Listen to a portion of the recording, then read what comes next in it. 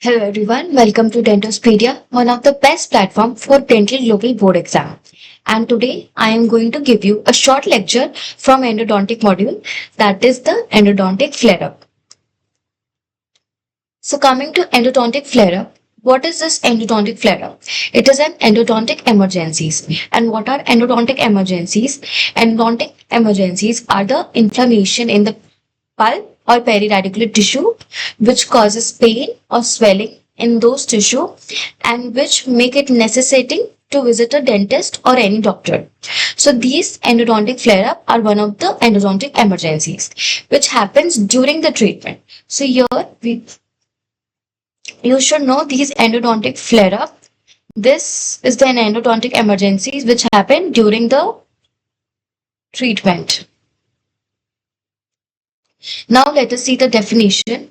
It is an acute exacerbation of an asymptomatic pulp or periapical lesion after starting or continuing of root canal treatment.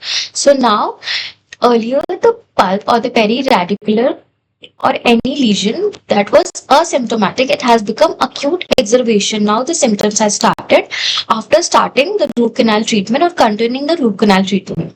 The incidence is 1.4 to 19%. It is still high. It is seen in most of the cases. And here we can see how this root canal treated tooth still has this periapical lesion, and it may happen as an acute exacerbation and it becomes symptomatic during the treatment of root canal treatment. Now coming to flare-ups, predisposing factors. So what are the etiological factors which causes these flare-ups? First are the pre-operative pains or the swelling. So pre-existing pain or the swelling which was earlier asymptomatic might have become symptomatic. Then necrotic pulp, shaping errors, that means during the instrumentation there is shaping errors, the pile have instrumented to different region. Over instrumentation, that means this instrument has gone beyond the apex of the tooth, or there is under instrumentation, that means there is no proper instrumentation is done, that means the instrument has not gone till the apex of the tooth. Debris exclusion, that means the debris might have excluded out, or any irrigant exclusion, which is also known as sodium hypochlorite accident. That means that any irrigant might have exclude to the different area which may have caused any lesion in the periradicular pulp tissue, or any in the cases of retreatment cases. So these are the few predisposing or the etiological factors of these flare-up.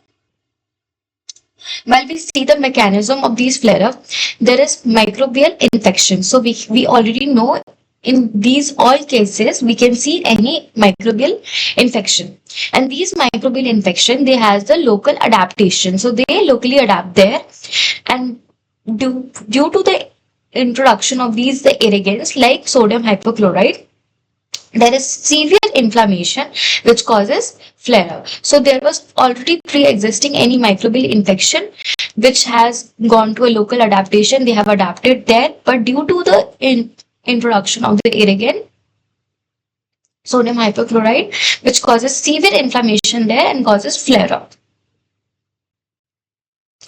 then leads to the management of flare-up, which is very important from exam point of view. Flare-up pain is managed if needed with NSAID, long-acting anesthesia, or reduction of the occlusion. These are the primary management. Then there is antibiotics are added only when there is systemic features are also present. So if there is systematic features or the swelling, then antibiotics are given. And the calm reassurance is important because the anxiety may often worsen the pain perception. So here we have to give some of the medication like NSAIDs and antibiotics, and also to reassure the patients to be calm and to treat the tooth as per the protocol of the root canal treatment. This is the whole management of the flare-up. So thank you everyone. Thank you for your cooperation. I hope you liked the short lecture. To enjoy the lecture in the full pattern with MCQs, diagram and flowchart, please download the Dentospedia app today. Thank you.